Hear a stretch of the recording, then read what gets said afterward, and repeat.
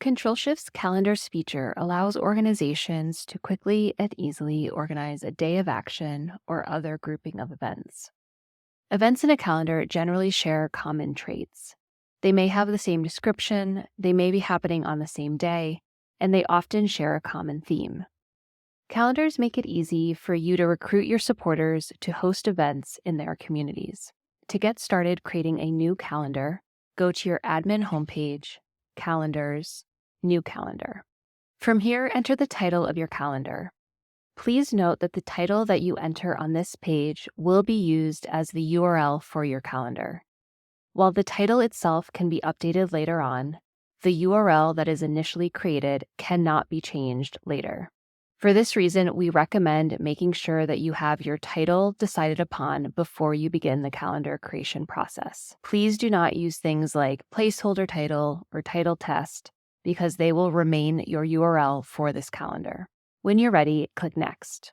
From here, I can choose the search strategy for this calendar.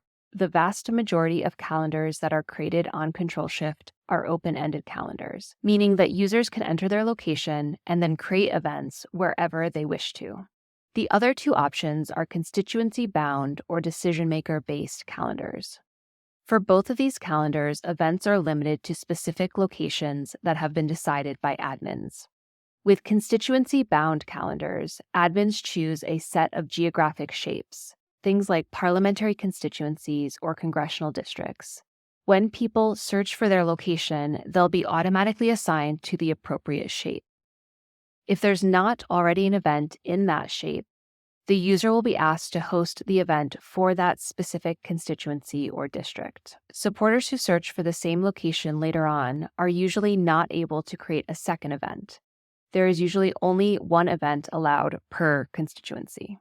The decision-maker-based option is a similar type of flow, but tied to a single point location, something like a district office or a specific store.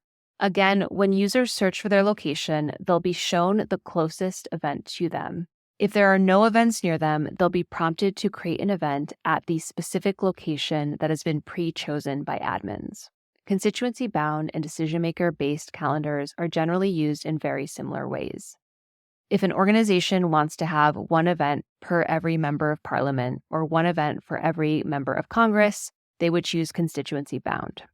If an organization wants to have a protest at every single franchise of a hardware store or outside every bank branch, they would choose decision-maker-based. However, as I said, for most calendars, organizations will choose open-ended, which allows your host to have more flexibility about where events are happening.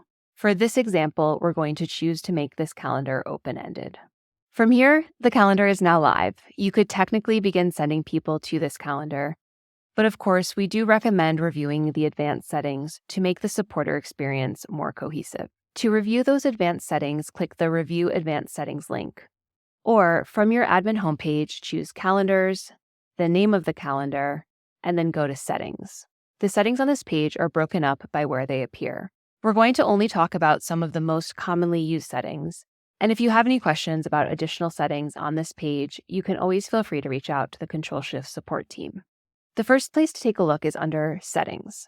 From here, you can see the description text box. This allows you to provide an overview of what exactly you're going to be asking your supporters to do, or why they might be interested in taking part in this calendar.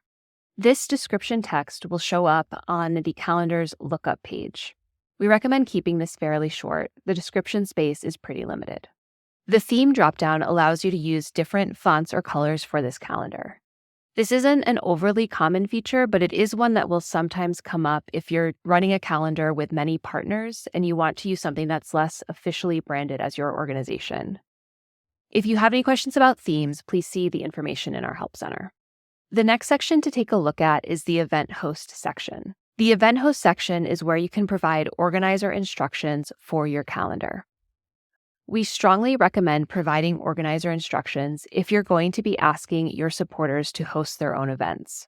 When someone goes to the event lookup page and chooses the host your own option, or is prompted to host their own because there are no events nearby, they'll initially see the organizer instructions before going to set up their event. You can provide specific information for them that will help them run a successful event in this calendar.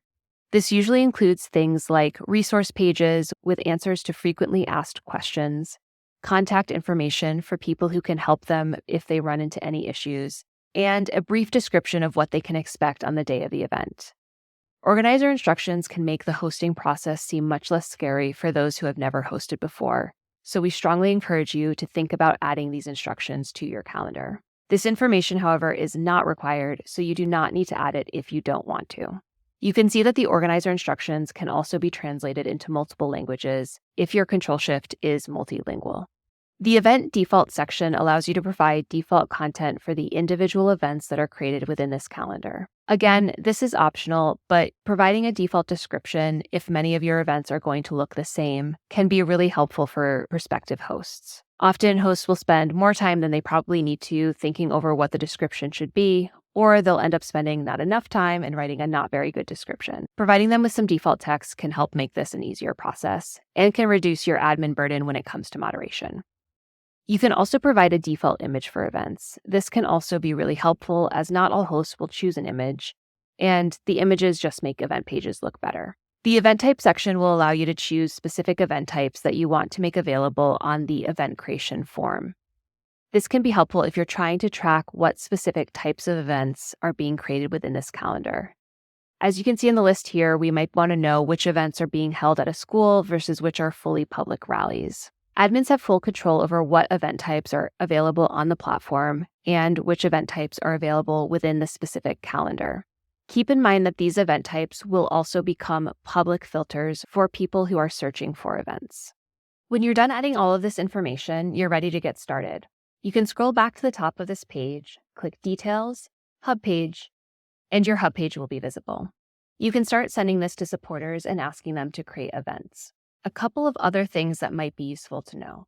One is that as an admin, you can also upload a list of events into a calendar. This is helpful if you have some known events that are maybe hosted by your organization officially that you want to quickly get into the calendar lookup page. To perform that sort of upload, go to the Events page, Import CSV, New Upload, and then download the CSV template to enter the information about your event.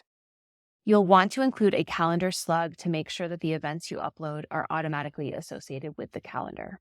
The other thing to know is that as your calendar progresses, you'll be able to see the individual events included in the calendar by going to the calendar's admin page, Events.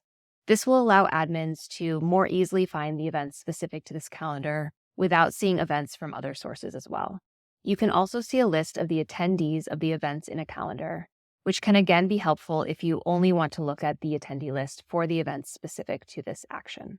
If you have any questions or if you need any help setting up a new calendar, please reach out to the Control Shift support team.